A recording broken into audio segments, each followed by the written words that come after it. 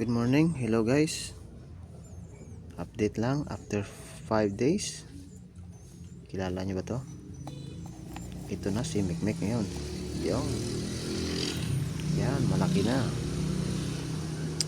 Bilis lumaki ni Mekmek. Yan.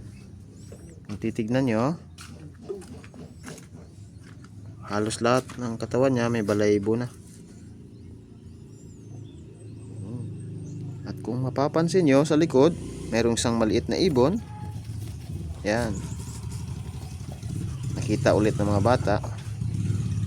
Mekmek, balik ka na sa kwarto. Yan.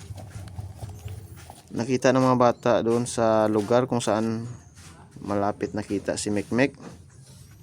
At tinanong ko naman sa kanila, baka kinuha nila sa pugad ng nanay, no? Pero sabi nila hindi daw nila kinuha. Nakita din nila na nahulog. Tapos naman binigay nila sa akin kasi nakita nila si Mekmek na napapakain ng gusto palagi. Kaya binigay nilang nila sa akin para malagaan ko ng mabuti. Yan. Mekmek! Mekmek! Ito yung pagkain nila. Cerelac. Tsaka ito, bagong bili.